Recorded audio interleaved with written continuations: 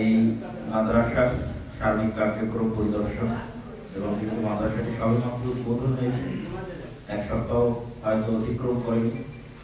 মাদ্রাসাটির প্রসার এবং মানুষের সাথে সেটি সম্পৃক্ততা বাড়ানোর লক্ষ্যে মূলত আজকে আমাদের এখানে উপস্থিত হওয়া।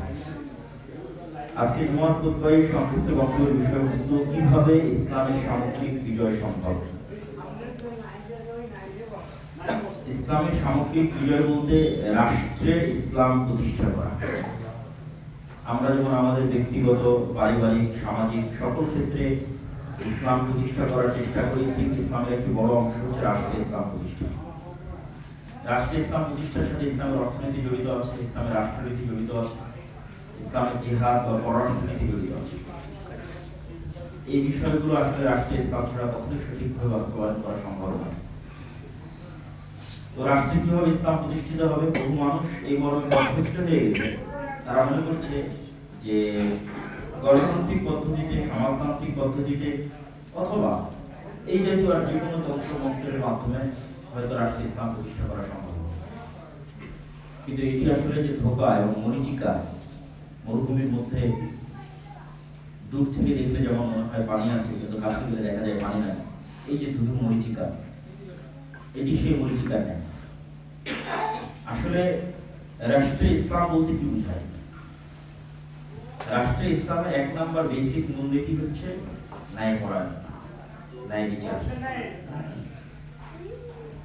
ন্যায় নিষ্ঠা। আল্লাহ সুবহানাহু ওয়া তাআলা কোরআন মাজিদে বলেছেন, ওয়া তাম্মাত কালিমাতু রাব্বিকা সিদকান ওয়া আদলা লা মুবাদ্দিলা লিকালিমাতিহি ওয়া হুয়া সামিউল আলিম। সূরা আনআমের 15 নং আয়াত। যে আল্লাহ সুবহানাহু ওয়া তাআলা প্রত্যেক আদেশ এবং প্রত্যেক নিষেধ সমাপ্ত হয়েছে সত্যবাদিতার উপর, ন্যায়পরায়ণতার উপর।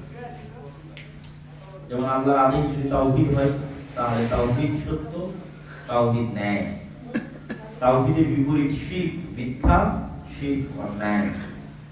আল্লাহর আদেশ যদি সালাত হয় তাহলে সালাত সত্য, সালাত ন্যায় মানুষের জন্য। সালাত আদায় না করা এটা মিথ্যা এবং সালাত আদায় না করা এটা অন্যায়। তাহলে আল্লাহর প্রত্যেক আদেশ দুটি মানদণ্ডের উপর দাঁড়িয়ে আছে, সত্যবাদিতা এবং ন্যায়পরায়ণ। এবং ন্যায় বিচারের প্রতি আল্লাহ সুবহানাহু ওয়া তাআলা গুরুত্ব আরোপ করে অসংখ্য আয়াত পবিত্র কোরআন মাজিদে তুলে ধরেছেন। তার মধ্যে একটি আয়াত আমি আপনাদের সামনে পাঠ করেছি। সেই আয়াতে আল্লাহ সুবহানাহু ওয়া তাআলা বলেছেন, ইয়া আইয়ুহাল্লাযীনা আমানু কুনু কাওয়ামিনা লিল্লাহি শুহাদা'a বিল কিসত। হে ঈমানদারগণ, তোমরা সাক্ষী দাও ন্যায়ের সাথে। ওয়ালা ইয়াজরিমান্নাকুম শানআন কওমিন আলা আল্লা তা'দিলু। কোন একটা মানুষকে তুমি পছন্দ করো না, কোন একটা জাতিকে তুমি পছন্দ করো না, কোন একটা গোত্র, কোন একটা দেশকে তুমি পছন্দ করো না, তোমার এই অপছন্দ করাটা যেন তোমাকে কখনোই উদ্বুদ্ধ না করে যে তুমি তাদের বিষয়ে অন্যায় কিছু করবা এবং অন্যায় কিছু বলবা। লা ইয়াজরিমান্নাকুম শানআন কওমিন আলা আল্লা তা'দিলু। তোমাদেরকে যেন উদ্বুদ্ধ না করে কোন এক নির্দিষ্ট ব্যক্তি বা গোত্র বা জাতির প্রতি তোমার অন্তরে লুকিয়ে থাকা ক্ষোভ কি করতে উদ্বুদ্ধ না করে, তার প্রতি অন্যায় করতে উদ্বুদ্ধ না করে। ইদিলু, বরং ন্যায় প্রতিষ্ঠা করো। হুয়া আকরাবু লিত-তাকওয়া, ন্যায় প্রতিষ্ঠাই হচ্ছে তাকওয়া সবচেয়ে নিকটবর্তী। ওয়াত্তাকুল্লাহ, আর আল্লাহকে ভয় করো। ইন্নাল্লাহা খাবীরুম বিমা তা'মালুন। সম্মানিত উপস্থিতি, রাষ্ট্রে ইসলাম মানে ন্যায়, ন্যায় বিচার। দলিল ঈসা আলাইহিস সালামের বিষয়ে রাসূলুল্লাহ সাল্লাল্লাহু আলাইহি ওয়াসাল্লাম বলেছেন যে যখন তিনি শাসক হবেন তখন তিনি হবেন হাকামান মুকসিতা। আল্লাহর নবী বলছেন যে অচিরেই কিয়ামত ততদিন হবে না যতদিন না মুসা আলাইহিস সালাম লা তাকুমুস সাআ হাত্তা ইয়ানজিলা ঈসা ইবনে মারইয়াম। ততদিন পর্যন্ত কিয়ামত হবে না যতদিন না ঈসা ইবনে মারইয়াম দুনিয়াতে না আসে। আর ঈসা ইবনে মারইয়াম দুনিয়াতে নেমে আসার পর কি করবে? ইয়াকসিরুস সালিব, ক্রুশকে ভেঙে দিবে। ওয়া ইয়াকতুলুল খিনজির, শুকুরকে হত্যা করবে।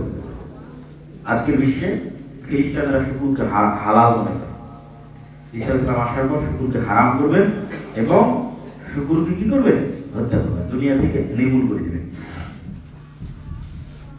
আর কি করবেন? তিনি হবেন হাকামান মুকসিতা, ন্যায় বিচার প্রতিষ্ঠাকারী শাসক। তার মানে ঈসা আলাইহিস সালামের শাসন ব্যবস্থার একটাই গুণ তার বাক্যের সাথে উল্লেখ করা, সেটা ন্যায় বিচার। যে ঈসা আলাইহিস সালাম শাসন প্রতিষ্ঠা করবে সমগ্র পৃথিবীতে, সেই শাসনের গুণ আল্লাহ নবী উল্লেখ করে দিচ্ছেন, তিনি হবে হাকামান মুকসিতা, ন্যায় বিচার প্রতিষ্ঠাকারী শাসক। তথা রাষ্ট্র ইসলাম মানে বিষয়টি এমন নয় যে সবাইকে বাধ্যগতভাবে সালাতে নিয়ে আসতে হবে, তার মানে রাষ্ট্র ইসলাম প্রতিষ্ঠা হয়ে গেল, অথবা সবাইকে বাধ্যগতভাবে পর্দা করতে হবে, তাহলে ইসলাম প্রতিষ্ঠা হয়ে গেল। এগুলো অবশ্যই ইসলামের জরুরি অনুষঙ্গ, কিন্তু এগুলো আছে, ন্যায় নাই, তাহলে ইসলাম নাই। সালাত আছে, সিয়াম আছে, পর্দা আছে, হজ আছে, উমরা আছে, কিন্তু ন্যায় নাই, তাহলে রাষ্ট্রে আসলে ইসলাম প্রতিষ্ঠিত হয়নি, রাষ্ট্র ইসলামিক থেকে গেছে। রাষ্ট্রে ইসলাম প্রতিষ্ঠা মানে সকলকে তার ন্যায়, তার হক বুঝিয়ে দিতে হবে। তাহলে আমরা যদি রাষ্ট্রে ইসলাম প্রতিষ্ঠা করতে চাই, তাহলে আমাদের প্রথম শর্ত হচ্ছে আমাদেরকে আমাদের সমাজে, আমাদের পরিবারে, আমাদের নিজস্ব জীবনে ন্যায় প্রতিষ্ঠা করতে হবে। আর আল্লাহ সুবহানাহু ওয়া তাআলা সবচেয়ে বড় ন্যায় বিচারক। তিনি বলেন মানাজাউল মাওয়াজিনা আল কিসতা লিয়াউমিল কিয়ামাহ, আমরা কিয়ামতের দিন ন্যায় বিচার প্রতিষ্ঠা করব। ফালা তুজলামু নাফসুন শাইআ, পৃথিবীর কোনো মানুষ চুল পরিমাণ অত্যাচারিত হবে না কিয়ামতের দিন। ওয়া ইন কানা মিসকালা হাববাতিন মিন খারদালিন আতাইনা বিহা, কারো যদি চুল পরিমাণ কোনো হক বঞ্চিত থাকে, সেই চুল পরিমাণ হক আমরা আদায় করে দেব কিয়ামতের দিন। ওয়া কাফা বিনা হাসিলিন, আর আমরা বিচারক হিসেবে, হিসাব গ্রহণকারী হিসেবে যথেষ্ট। আল্লাহ সুবহানাহু ওয়া তাআলা বলেছেন আমি বিচারক হিসেবে, হিসাব গ্রহণকারী হিসেবে যথেষ্ট। তাই আল্লাহ সুবহানাহু ওয়া তাআলা নিজে ন্যায় বিচারক, তিনি ন্যায় বিচার প্রতিষ্ঠা করবেন, এটি তার ওয়াদা। আর ঠিক যেহেতু শাসন ক্ষমতা আল্লাহর দেওয়া, আল্লাহ সুবহানাহু ওয়া তাআলা কোরআনে বলেন কুলিল্লাহুম্মা মালিকাল মুলকি তুতিল মুলকা মান তাশা ওয়া তানজিউল মুলকা মিম্মান তাশা, রাজত্বের একচ্ছত্র মালিক আল্লাহ, তিনি যাকে ইচ্ছা তাকে রাজত্ব দেন, যাকে ইচ্ছা তার থেকে ছিনিয়ে নেন। রাজত্বের একচ্ছত্র মালিক যেহেতু আল্লাহ, আর আল্লাহ যেহেতু ন্যায় বিচারক, অথবা আল্লাহর দয়ায় যদি কেউ রাজত্ব গ্রহণ করতে চায় এবং রাজত্ব প্রতিষ্ঠা করতে চায়, তাকে ন্যায় বিচারক হতে হবে। তাছাড়া সে রাষ্ট্র প্রধান আল্লাহর দয়ায় হতে পারবে না। তো আমার ছোট্ট গবেষণা আমি দেখেছি আজকে মুসলমানেরা কেন রাষ্ট্র ইসলাম প্রতিষ্ঠা করতে পারছে না। আজকে মুসলমানরা রাষ্ট্র ইসলাম প্রতিষ্ঠা করতে পারছে না, এই জন্য আজকে মুসলমানদের মধ্যে সত্যবাদিতা নাই, ন্যায় পরায়ণতা নাই, মুসলমানদের নিজের জীবনে নাই। তাহলে যে নিজের জীবনে, নিজের পরিবারে সত্যবাদিতা, ন্যায় পরায়ণতা প্রতিষ্ঠা করতে পারেনি, আল্লাহ তাকে কখনোই রাষ্ট্রের দায়িত্ব দিবেন না। কেন? আল্লাহর বিধান অনুযায়ী যে রাষ্ট্র চলবে, রাষ্ট্রের প্রথম শর্ত কি বলে তো? ন্যায় পরায়ণতা। ঈসা আলাইহিস সালাম যে রাষ্ট্র প্রতিষ্ঠা করবে, তার প্রথম শর্ত কি? ন্যায় বিচার। তাহলে আপনি বলছেন আমি রাষ্ট্র ইসলাম প্রতিষ্ঠা করবো, আপনি তো ন্যায় বিচার করতে পারছেন না আপনার পরিবারে, আপনার ফ্যামিলিতে, আপনার স্ত্রীর সাথে, সন্তান সন্ততির সাথে, আপনার ভাই বোনের সাথে, বাপ মায়ের সাথে আপনি কি রাষ্ট্রের দায়িত্ব পালন করেন? আর আল্লাহ আপনাকে কেন রাষ্ট্রের দায়িত্ব? সম্মানিত উপস্থিতি, আর এই জন্য পৃথিবীতে যখন নবী রাসূল এসেছেন, সবাই জন্মগত সত্যবাদী এবং ন্যায়পরায়ণ। আর যারা এগুলো প্রতিষ্ঠা ছাড়াই বাহ্যিক ইসলাম পালন করছে, ইসলামের রিচুয়ালস তথা ইসলামের যে বাহ্যিক যে আচার অনুষ্ঠানগুলো আছে, সেগুলো যারা ফলো করতেছে, কিন্তু তাদের মধ্যে সত্যবাদিতা নাই, ন্যায়পরায়ণতা নাই, তাদের বিষয়ে রাসূলুল্লাহ সাল্লাল্লাহু আলাইহি ওয়াসাল্লাম বলেন সালাতুন মান কুন্না ফি, তিন শ্রেণীর মানুষ, তিনটা বৈশিষ্ট্য যে মানুষের মধ্যে থাকবে, মুনাফিকান খালিসা, সে হচ্ছে খাঁটি মুনাফিক, নির্ভেজাল মুনাফিক। দ্বিতীয় বৈশিষ্ট্য কি? ইযা হাদাসা কাযাবা, যখন কথা বলে মিথ্যা বলে, ওয়া ইযা ওয়া'আদা আখলাফা, যখন ওয়াদা করে ভঙ্গ করে, ওয়া ইযা তুমিনা খানা, যখন আমানত রাখা হয় খেয়ানত করে। আমানত মানে শুধু টাকা রাখা বিষয়টা এমন নয়, দায়িত্ব, দায়িত্ব আমানত। আপনাকে একটা প্রতিষ্ঠানের দায়িত্ব দেওয়া হয়েছে, সেটা আমানত, আপনি সে আমানতের খেয়ানত করছেন। তো দায়িত্বের যে এথিক্স গুলো আছে, সেই এথিক্স গুলো লঙ্ঘন করছে। আমাদের সমাজে আমরা দেখতে পাই, আমাদের দেশে আমরা দেখতে পাই, ডিসি, এসপি, মন্ত্রী, minister, AC rank, sub registrar, পাক্কা নামাজি, পাক্কা হাজি, দানবী, মসজিদ কমিটির সভাপতিতে বসে আছে সে, অথবা জালসার প্রধান অতিথিতে বসে আছে সে, কিন্তু মুনাফিক। কেন তাকে যে দায়িত্ব দেওয়া হয়েছে ওই দায়িত্বের সাথে সে খেলা করছে, মানুষের থেকে ঘুষ নিচ্ছে, অন্যায় করছে। ওসির যে দায়িত্ব অফিসিয়ালি সেই দায়িত্ব সে পালন করছে, এসিলেন্টের যে দায়িত্ব সেই দায়িত্ব সে পালন করছে, প্রত্যেকটা স্বাক্ষরের জন্য ঘুষ নিচ্ছে। ওই ঘুষের টাকা সে আবার আল্লাহ রাস্তায় দান করছে। তাহলে তার এই দান, তার এই সালাত, এগুলো হচ্ছে তার মুনাফিককে ঢাকার একটা মাধ্যম। সেই মুনাফিক এটা ঢাকতে এই ইবাদতগুলোকে সে ইউজ করতেছে। তাহলে এই ধরনের জাতি কখনোই স্বাধীন হতে পারবে না, কখনোই দায়িত্ব মানে আল্লাহর পক্ষ থেকে রাষ্ট্রের দায়িত্ব পাবে না। এরা গোলাম থাকবে আজীবন, কিয়ামত পর্যন্ত গোলাম থাকবে। স্বাধীন হতে হলে স্বাধীন চেতা হতে হবে, আত্মমর্যাদা সম্পূর্ণ হতে হবে, সত্যবাদী হতে হবে, ন্যায়পরায়ণ হতে হবে, দায়িত্বের সাথে খেয়ানত করা যাবে না। এই সমস্ত মানুষের স্বাধীন হয়, এই সমস্ত মানুষদেরকে আল্লাহ তার দয়ায় রাষ্ট্রের দায়িত্ব দেয়। এমনকি আমরা যদি আমাদের ব্যক্তিগত জীবনও দেখি, তাহলে আমরা ব্যক্তিগত জীবনও কিন্তু চরম অন্যায় পরায়ণ। আমাদের বাবার মৃত্যুর পর বোনকে আমরা বাপের সম্পত্তিতে ভাগ দেই না। অসংখ্য নামাজি আছে, হাজি আছে, বোনকে ভাগ দেয়, অসংখ্য দানবী আছে। আর কেউ যদি বোনকে ভাগ দেয়, সে ভাগ থেকে কি করেছে? ন্যায় বিচার প্রতিষ্ঠা করে। আল্লাহ ন্যায় বিচার প্রতিষ্ঠা করার কথা বলেছে, সে ন্যায় বিচার প্রতিষ্ঠা করে। সে কি করেছে? যেটা বেশি দামি জমি, উঁচু জমি, ধানি জমি, সেটা নিজে নিয়েছে। যেটা ডোভা নালা, কম দামি জমি, সেটা বোনকে দিয়ে দিয়েছে। আপনি কি বলেন, এটা কি ন্যায় বিচার? ন্যায় বিচার। তাহলে এই মুসলমান কি মুসলমান? মুনাফিক। কেন? তার উপর যে দায়িত্ব দেওয়া হয়েছে সেই দায়িত্বের সাথে সে কি করেছে? ন্যায় বিচার। মুনাফিক।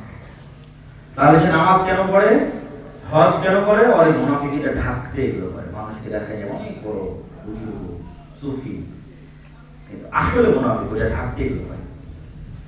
আর এই ধরনের মুসলমানদের হাতে আল্লাহ সুবহানাহু ওয়া তাআলা কখনোই রাষ্ট্রের দায়িত্ব দিবেন না। সে যতই লিল্লাহি তাকবীর দিক, যতই স্লোগান দিক, যতই ইসলামী দল করুক, যতই ইসলামী সংগঠন করুক, যতই কোনো গণতন্ত্র দিয়ে ভোট দিয়ে রাষ্ট্রের ইসলাম প্রতিষ্ঠা করে দেবো, জি না। রাষ্ট্রের ইসলাম মানে এক নাম্বার দায় করা যাবে, এক নাম্বার সত্যবাদিতা। যার মধ্যে নাই তাকে আল্লাহ দিবেন, যার মধ্যে নাই তাকে আল্লাহ রাষ্ট্রের দায়িত্ব দিবেন না। রাসূলুল্লাহ সাল্লাল্লাহু আলাইহি ওয়াসাল্লাম বলেন, সাবআতুন ইউযিল্লুহুমুল্লাহ ইয়াওমা লা যিল্লা ইল্লা যিল্লুহু। 7 শ্রেণীর মানুষকে আল্লাহ সুবহানাহু ওয়া তাআলা কিয়ামতের মাঠে বিশেষ ছায়া দেবেন। সেই 7 শ্রেণীর মানুষের এক নাম্বার হচ্ছে ইমাম আদিল, ন্যায়পরায়ণ শাসক, ন্যায়পরায়ণ দায়িত্বশীল। তাহলে আরো পরে আরো অসংখ্য ইবাদত আসতেছে সিরিয়ালে, নিয়মিত জামাতে সালাত আদায় করে, ঠিক আছে, আরো অসংখ্য রাতের উঠে সালাত আদায় করে, অসংখ্য ইবাদত আসতেছে। কিন্তু সবগুলোর উপর এক নম্বরে প্রাধান্য দেওয়া হলো যে তার দায়িত্বের সাথে ন্যায় বিচার, তার দায়িত্বের সাথে ন্যায় করা, সে এক নম্বর আল্লাহ। এটা হচ্ছে সবচেয়ে কঠিন। বাকিগুলো লোক দেখানোর জন্য বা কোনো কিছুর জন্য করে ফেলা যায়, কিন্তু ন্যায় পরায়ণতা প্রতিষ্ঠা করা সবচেয়ে কঠিন কাজ। আলেম আমরাও পারি, আমরাও পারি। আমরা যারা মুসলিম মাদ্রাসার দায়িত্বে নিয়ে আছি, বিভিন্ন ইসলামী দল এবং সংগঠনের আমির আছে, তারা পারেন।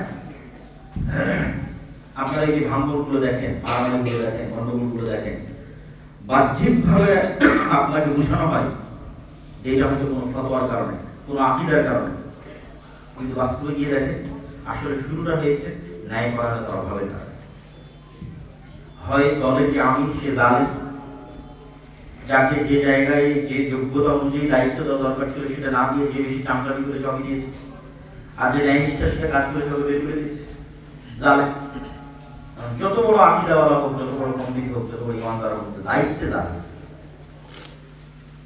অথবা যে অধীনস্থ সে জালেম। জুলুম যখন শুরু হয়, অন্যায় পরায়ণতা যখন শুরু হয়, তখন ভাঙন শুরু হয়, ঐক্য নষ্ট হয়। আকীদার কারণে নয়, ফতোয়ার কারণে। তাহলে আমরা আলেম ওলামারাও মুসলিম মাদ্রাসাতেও ইসলামের বাহ্যিক আমলগুলো আছে, সালাত কিয়াম ঠিক আছে, কিন্তু যেটা শক্তি, পাওয়ার হাউস, সেটা নাই। সেটা যে ন্যায় পরায়ণতা, সত্যবাদী না। সম্মানিত উপস্থিতি, এই গুণগুলো এমন এক গুণ যে গুণ মক্কার কাফের মুশরিক কুরাইশদের মধ্যেও অনেকের মধ্যেও এই গুণগুলো জন্মগত ছিল। এই জন্য তারা ইসলামে কনভার্ট হওয়ার পর আরো ভয়ঙ্কর পাওয়ারফুল হয়েছে, ভয়ঙ্কর শক্তিশালী হয়েছে। যদি তাদের মধ্যে দুটো গুণ না থাকতো তাহলে ইসলামে কনভার্ট হওয়ার পরও তারা অতটা শক্তিশালী পাওয়ারফুল হতে পারত না। যেমন আবু সুফিয়ান রাদিয়াল্লাহু তাআলা আনহু, তিনি কাফের ছিলেন, মক্কা বিজয়ের আগ পর্যন্ত তিনি ইসলাম গ্রহণ করেননি। বদর, উহুদ, খন্দক, হুদাইবিয়ার সব যুদ্ধে আল্লাহর নবীর বিরুদ্ধে নেতৃত্ব দিয়েছেন। কিন্তু সেই আবু সুফিয়ানকে তার কাফের অবস্থায় মক্কা থেকে, মদিনা থেকে 1000 কিলোমিটার দূরে সিরিয়ার তৎকালীন রাজধানী জেরুজালেমে বাদশাহ হিরাক্লিয়াসের দরবারে তার চিরন্তন শত্রু মুহাম্মদ সাল্লাল্লাহু আলাইহি ওয়াসাল্লাম সম্পর্কে জিজ্ঞাসাবাদ করা হচ্ছে। কিন্তু কোনো লাইভ নাই, কোনো রেকর্ডার নাই, কিছু নেই যে আবু সুফিয়ান ভয়ে সত্য বলবে, এরকম কিছু নেই। যে আবু সুফিয়ানের আজকে লাইভ হচ্ছে, এরকম কিছু নেই।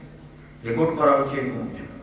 কিন্তু আবু সুফিয়ান শুধু তার নিজের ব্যক্তিত্বের কারণে, শুধু তার স্ট্রং পার্সোনালিটির কারণে, তার আত্মসম্মান, আত্মমর্যাদার কারণে মিথ্যা বলে। মিথ্যা বলা জানি না তো মিথ্যা বলবে মুহাম্মদ সাল্লাল্লাহু আলাইহি ওয়াসাল্লাম সম্পর্কে সত্য বলছে। তাহলে ওই আবু সুফিয়ান রাদিয়াল্লাহু তাআলা যখন ইসলাম গ্রহণ করেছে, তাহলে তখন তার পাওয়ার কি হলো? একই অবস্থা ওমর ইবনে খাত্তাবের, একই অবস্থা খালিদ বিন ওয়ালিদের, একই অবস্থা আমর ইবনে আসের। তারা মিথ্যা এবং অন্যায় পরায়ণতা জানে না। ফলত যখন তারা ইসলামে কনভার্ট হয়েছে, আরো বেশি শক্তিশালী হয়েছে, আরো ভয়ঙ্কর হয়েছে, সারা পৃথিবী বিজয় করে দিয়েছে। আর আমরা মুসলমানেরা নামাজ পড়ছি ঠিকই, সালাত আদায় করছি ঠিকই, অভ্যন্তরীণভাবে সবাই মুনাফিক। তারা ওই সাহস কোথায় থেকে আসবে, ওই প্রভাব কোথায় থেকে আসবে? সবাই তো প্রত্যেক ধাপে ধাপে মিথ্যা বলতেছে, প্রত্যেকটা ইনকামের সাথে মিথ্যা জড়িত, প্রত্যেকটা অফিসিয়াল কাজের সাথে মিথ্যা জড়িত, সবাই প্রত্যেক ধাপে ধাপে দুর্নীতি করতেছে। বাংলাদেশে এমন কোন সেক্টর নাই এই সেক্টরে দুর্নীতি হচ্ছে না, কিন্তু সবাই মুসলমান, সবাই নামাজি, সবাই হাজি। তাহলে তো আপনি কখনোই গোলামি থেকে মুক্তি পাবেন না। গোলামি থেকে মুক্তি পাওয়ার 1 নম্বর শর্ত হচ্ছে আপনাকে অভ্যন্তরীণভাবে আত্মমর্যাদা সম্পন্ন হতে হবে। মেরুদণ্ডওয়ালা প্রজন্ম তৈরি করতে হবে, যে প্রজন্মের মেরুদণ্ড আছে, যে মিথ্যা বলার তো মেরুদণ্ড নাই, যে নিজ দায়িত্বের সাথে খেয়ানত করে তার তো মেরুদণ্ড নাই, যে সত্য বলতে পারে, ন্যায় প্রতিষ্ঠা করতে পারে, চাহে যাওয়া হয়ে যাবে, সে মেরুদণ্ড না। এরকম একটা প্রজন্ম যদি তৈরি করা যায়, অটোমেটিক মুসলিম উম্মাহ স্বাধীন হয়ে যাবে, বাংলাদেশ স্বাধীন হয়ে যাবে। সম্মানিত উপস্থিতি,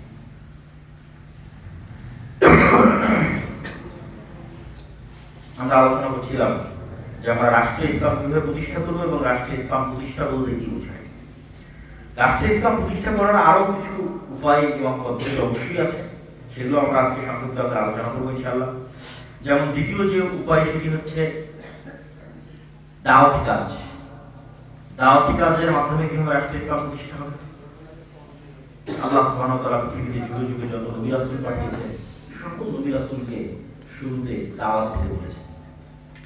আল্লাহ চাইলে মুসা আলাইহিস সালামের যে মুজিজার লাঠি ছিল, সেই লাঠি দিয়ে ফার্স্টে মুসা আলাইহিস সালামকে বলতে পারতেন, যাও মিশরে এক জালিম বাদশা আছে, তুমি এই লাঠি দিয়ে সেই জালিম বাদশাকে হত্যা করো, দিয়ে মিশরের ক্ষমতা দখল করে নাও এবং ক্ষমতা দখল করে নিয়ে তুমি ইসলাম প্রতিষ্ঠা করো রাষ্ট্রে। কিন্তু তা না বলে আল্লাহ মুসা আলাইহিস সালামকে কি বললেন? যাও, লাঠি দিলাম, আরো যা লাগবে সেগুলো সবই দিলাম, তোমার ভাইকে দিলাম, তোমার মুখের কথা ঠিক করে দিলাম, কি করো? দাওয়াত দাও। তাকে ফেরাউন। অথচ আল্লাহ জানেন যে ফেরাউন হেদায়েতপ্রাপ্ত হবে না এবং সে ভয়ঙ্কর জালিম। তারপর আল্লাহ বলছেন দাওয়াত দিয়ে শুরু করো। আল্লাহ সুবহানাহু ওয়া তাআলা কখনোই কোনো কিছু হুট করে চাপিয়ে দেন না, যে একদম একটা জিনিস সরিয়ে দিলেন আর একটা জিনিস প্রতিস্থাপন করে দিলেন, একটা পৃথিবীতে আল্লাহ করেন। আল্লাহ সুবহানাহু ওয়া তাআলা হচ্ছেন লাতীফ, প্রত্যেকটা জিনিস তার স্বাভাবিক গতিতে করতে থাকে। আল্লাহ সুবহানাহু ওয়া তাআলা জানেন এরপরে কি ঘটবে, এরপরে কি ঘটবে। মানুষ হয়তো জানে না, মানুষ হয়তো হতাশ হয়, কিন্তু আল্লাহ জানে। আর আরেকটা এই পয়েন্টে আরেকটা ছোট উদাহরণ আপনাকে দিই। যখন ইউসুফ আলাইহিস সালামকে জেলখানায় বন্দী করা হয়, তখন আল্লাহ সুবহানাহু ওয়া তাআলা চাইলেই তো জেলখানার দেওয়াল ভেঙে দিলে, দুইটা ফেরেশতা লাফ দিয়ে জেলখানা থেকে বের করে দিলে। আল্লাহ সুবহানাহু ওয়া তাআলা এইভাবে কাজ করেন না। ইউসুফ আলাইহিস সালাম যখন কুয়ায় পড়ে গেলেন তখন আর তো দুষ্কৃতীরা পাঠিয়ে দিয়ে কুয়া থেকে উদ্ধার করে দিয়ে বাপের কাছে পৌঁছে দিলেন। এটা আল্লাহ করেন না। আল্লাহ হচ্ছে উইথ স্লো প্রসেস। আল্লাহ জানেন এরপরে কি ঘটবে, এরপরে কি ঘটবে। মানুষের কাছে মনে হবে স্বাভাবিকভাবে ঘটতেছে, কিন্তু আল্লাহ জানেন যে প্রত্যেকটা জিনিসের পরের পরিবেশ, প্রত্যেকটা জিনিসের পরের পরিস্থিতি। এই জন্য আল্লাহ মুসা ইসলামকে বলেন যে যাও যাই ফেরাউনকে হত্যা করো না, যাও যাই ফেরাউনকে দাওয়াত দাও। ফেরাউনকে দাওয়াত দিতে গিয়ে তুমি স্বাভাবিকভাবেই মাসদুম হও। আল্লাহ জানেন যে মাসদুম হবে, মাসদুম হও, পরীক্ষা পাস করো, পরীক্ষা দাও, অত্যাচার ভোগ করো ফেরাউনে। আল্লাহ সুবহানাহু ওয়া তাআলা কোনো সময় আগে থেকে বলেন না যে এরপর এটা হবে, ঠিক আছে তখন এটা বলে না। উনি ওনার মতো স্বাভাবিকভাবে দাওয়াত দিচ্ছে, কষ্ট ভোগ করতেছে, পরিশ্রম করতেছে, চেষ্টা করতেছে, ষড়যন্ত্র মোকাবেলা করতেছে। তারপরে কোনো রাস্তা না পেয়ে উনি স্বাভাবিকভাবে জীবন নিয়ে পালিয়ে যাচ্ছে। পালিয়ে যেতে যেতে সামনে যাবে সমুদ্র। শেষ সময় আসা আল্লাহ বলছে সমুদ্রে লাঠি নিক্ষেপ করো। আল্লাহ জানতেন যে এটা হবে, কিন্তু তিনি কখনোই আগে থেকে বলে যান না, ওইভাবে করেন না, স্বাভাবিক গতিতে হয়। তার মানে আজকে আপনি রাষ্ট্রে ইসলাম প্রতিষ্ঠা করবেন, ভোট করে কোথাও থেকে আসবেন, জোর করে ক্ষমতা দখল করে রাষ্ট্রে ইসলাম প্রতিষ্ঠা করবেন, বিষয়টা কেমন নয়। দাওয়াত দিয়েই শুরু হবে। কিন্তু আমাদের দাওয়াতে কাজ হচ্ছে না কেন? নবীদের দাওয়াত আর আমাদের দাওয়াতের মধ্যে আসমানের পার্থক্য আছে। নবীরা সরাসরি ক্ষমতার কেন্দ্রবিন্দুতে দাওয়াত দেন এবং নিঃস্বার্থভাবে দাওয়াত দেন। আর আমরা একে তো ক্ষমতার কেন্দ্রবিন্দুতে দাওয়াত দিই না, দ্বিতীয়ত আমরা যদি ক্ষমতার কেন্দ্রবিন্দুতে যাই তাহলে নিঃস্বার্থভাবে যাই না। গত 16 বছর যত আলেম ওলামা, যত ইসলামী দল কোন ক্ষমতাশালী কারো কাছে গেছে, কোন না কোনো স্বার্থের জন্য গেছে। আমার এই কাজটা আটকে আছে, এই কাজটা করে দিয়ে, আমার ওখানে একটা সমস্যা হলো, আমার এই সার্টিফিকেট লাগবে, আমার মাদ্রাসায় এটা লাগবে, আমার সংগঠনে এটা লাগবে, আমার এই পারমিশন লাগবে, এটা করে দিন, এটা করে দিন, জাস্ট স্বার্থের। নিঃস্বার্থভাবে পাওয়ারের কেন্দ্রে আঘাত করবে এরকম দায়ী জন্মই, এরকম দাওয়াত দানকারী দায়ী জন্মই আমরা দেখি। কিন্তু যত নবী রাসূল আল্লাহ পাঠিয়েছেন সব নবী রাসূল নিঃস্বার্থভাবে একদম পাওয়ারের কেন্দ্রে গিয়ে আঘাত করে।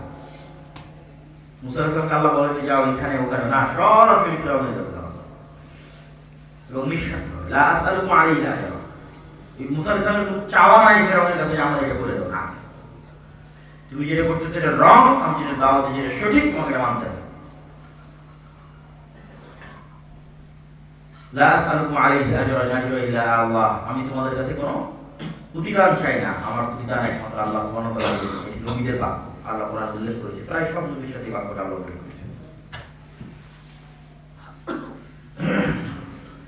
আমাদের আরো অসংখ্য দাওয়াতি কাজে আমাদের সমস্যা আছে, যে এই জিনিসগুলো ইন্টিগ্রেট করে দাওয়াতি কাজ ঠিক করতে হবে। ওই দাওয়াতি কাজের মাধ্যমেই আপনি পরীক্ষার মুখোমুখি হবেন। ওই পরীক্ষার মুখোমুখি হওয়ার মাধ্যমে স্বাভাবিকভাবে যদি ন্যায় থাকে, দাওয়াত দিচ্ছেন ঠিক আছে, আপনি হচ্ছে নিঃস্বার্থভাবে দাওয়াত দিচ্ছেন এটাও ঠিক আছে, কিন্তু আপনি নিজের মধ্যে, এই আশেপাশের মানুষের মধ্যে ন্যায় প্রতিষ্ঠা করতে পারেন, তাহলে আপনি ওই প্রথম শর্তটি ফেল করেছেন।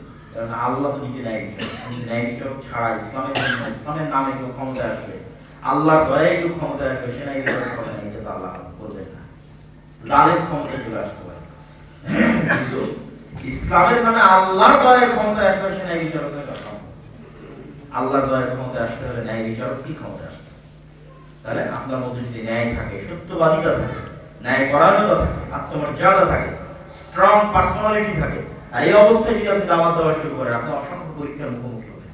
কিন্তু ওই পরীক্ষাগুলোর পরে একটা সময় গিয়ে আল্লাহ সুবহানাহু ওয়া তাআলা আপনাদের আসল ক্ষমতা দিবে। আল্লাহ ওয়ালা। কিন্তু এই শর্তগুলো আমরা কেউ পূরণ করতে পারছি না, হয়তো আমরা আল্লাহর দয়ায় আসল ক্ষমতা পাওয়ার জন্য হচ্ছে না। আমাদের বর্তমানে আসলে করণীয় কি? আমরা বর্তমানে আসলে কি কি করতে পারি? আমাদের বর্তমানে করণীয়ের মধ্যে যে বিষয়গুলো আমি আপনাদের পরামর্শের জন্য আজকে রাখবো, যারা বিভিন্ন অঞ্চল থেকে এসেছেন, সেটা হচ্ছে আল আমরু বিল মারুফ ওয়ান নাহই আনিল মুনকার। আল্লাহ সুবহানাহু ওয়া তাআলার দাওয়াতি মূলনীতির মধ্যে শুধু সৎ কাজের আদেশ নাই, অসৎ কাজে বাধা আছে। কুনতুম খায়রা উম্মাতিন উখরিজাত লিন-নাস তা'মুরুনা বিল মা'রুফ ওয়া তানহাউনা আনিল মুনকার। আমরা আমাদের সমাজে অসংখ্য অন্যায় হতে দেখি, দেখার পরও আমরা বাধা দেই না, নিশ্চুপ থাকি, মুখ খুলি না, অথবা সহযোগিতা করি। এইটা থেকে বেরিয়ে আসে। এবং এই অন্যায় মানে আপনি কখনো মনে করিয়েন না যে শুধু অনিসলামিক কাজের অন্যায়, এখানে বুঝবেন অনিসলামিক কাজের অন্যায় তো অবশ্যই থাকে, যেমন 31 নাইট এই ধরনের অস্থিরতা দেখে এখন আসলে থাকে। কিন্তু আরেকটা জায়গা আছে যেটা আমি বারবার বলতেছি, শাসন ক্ষমতা মানে ন্যায় বিচার।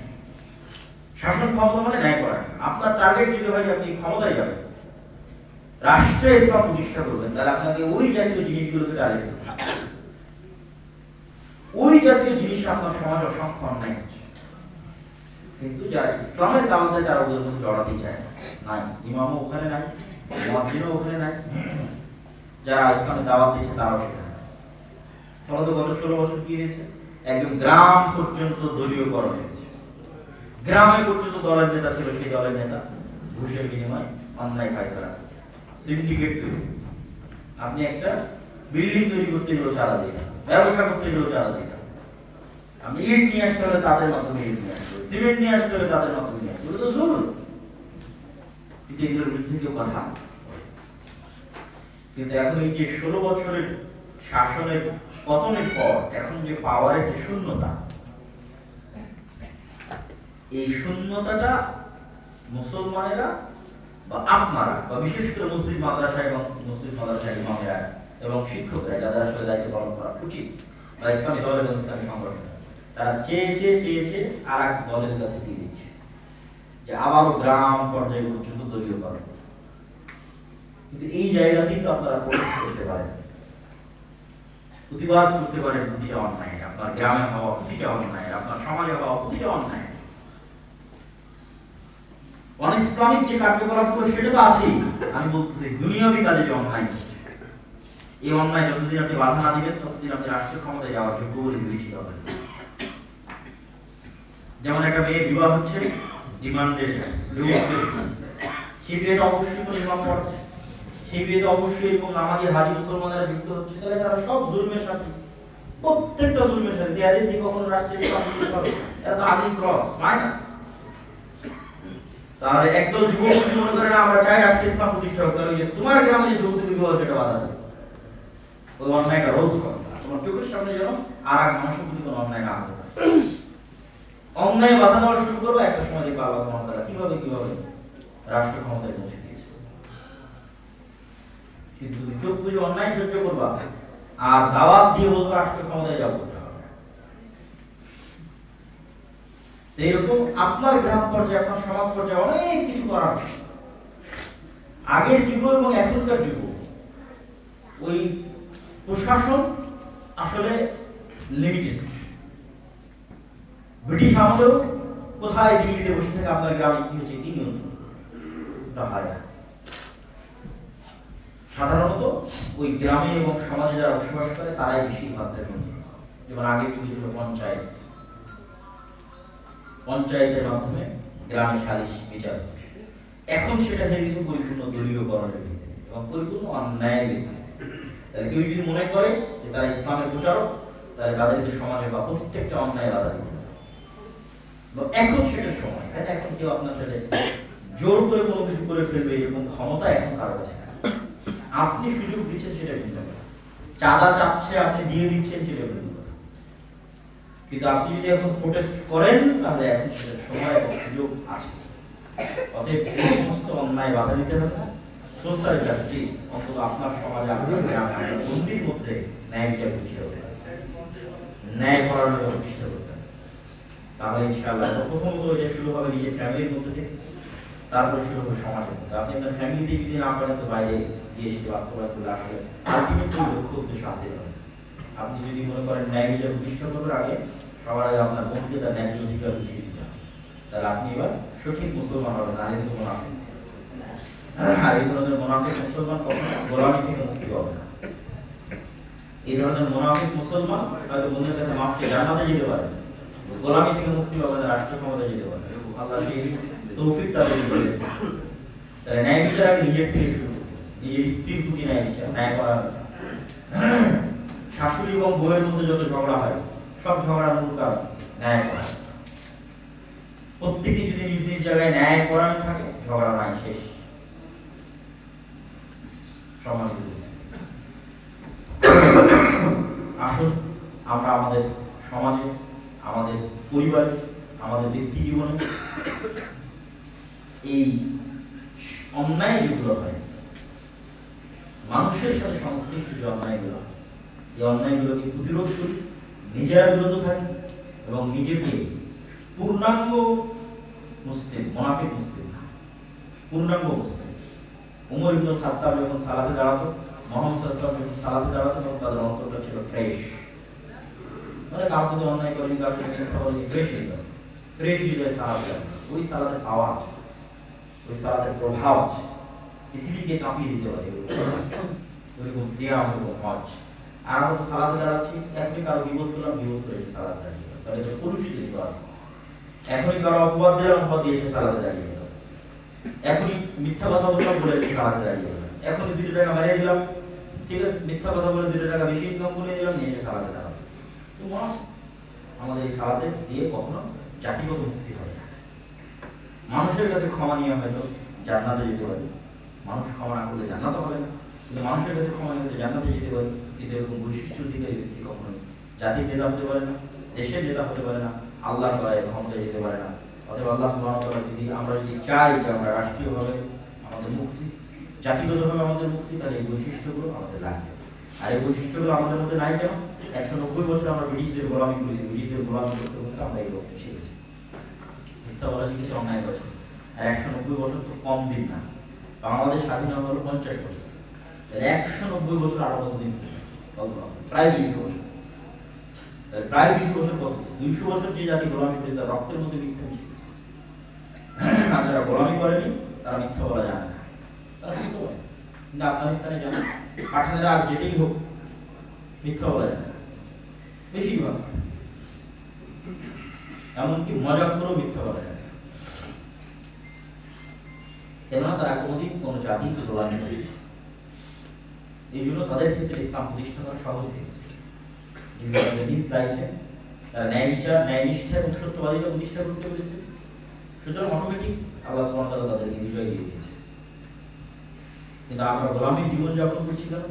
ওই যে 190 বছর গোলামীর কারণে আমাদের রক্তের মধ্যে মিথ্যা মিশে গেছে, রক্তের মধ্যে অন্যায় মিশে গেছে, ধোঁকা মিশে গেছে, দুর্নীতি মিশে গেছে।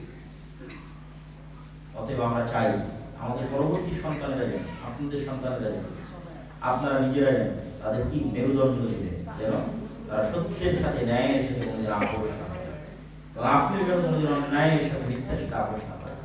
যতটুকু ইনকাম করবেন হালাল, যতটুকু ইনকাম করবেন আত্মমর্যাদার সাথে, আত্মসম্মানের সাথে, তাহলে অন্তত আপনি স্বাধীন, আপনার ছেলে মেয়ে পরবর্তী উত্তরসূরি স্বাধীন, মাথা উঁচু করে পৃথিবী থেকে বিদায় দিবে, পৃথিবীকে পরিবর্তন করতে পারবে। আল্লাহ সুবহানাহু ওয়া তাআলা আমাদের তৌফিক দান করুন।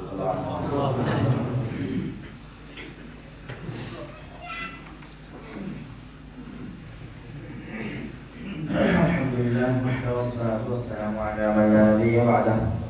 ইয়া আইয়ুহাল্লাযীনা আমানু সাল্লু আলাইহি ওয়া সাল্লিমু তাসলিমা। اللهم صل على محمد وعلى ال محمد كما صليت على ابراهيم وعلى ال ابراهيم انك حميد مجيد. اللهم بارك على محمد وعلى ال محمد كما باركت على ابراهيم وعلى ال ابراهيم انك حميد مجيد. ربنا ظلمنا انفسنا وان لم تغفر لنا وترحمنا لنكونن من الخاسرين. ربنا آتنا في الدنيا حسنة وفي الآخرة حسنة وقنا عذاب النار. رب ارحمهما كما ربياني صغيرا. رب ارحمهما كما ربياني صغيرا. رب ارحمهما كما ربياني صغيرا. اللهم اغفر للمسلمين المظلومين المؤمنين المجاهدين في فلسطين. اللهم اغفر للمؤمنين المسلمين المظلومين المجاهدين في فلسطين. اللهم اغفر للمؤمنين المسلمين المجاهدين المظلومين في فلسطين. اللهم اخذل اليهود والنصارى والكفرة والمشركين اللهم اخذل اليهود والنصارى والكفرة والمشركين سبحان رب العزة عما يصفون وسلام على المرسلين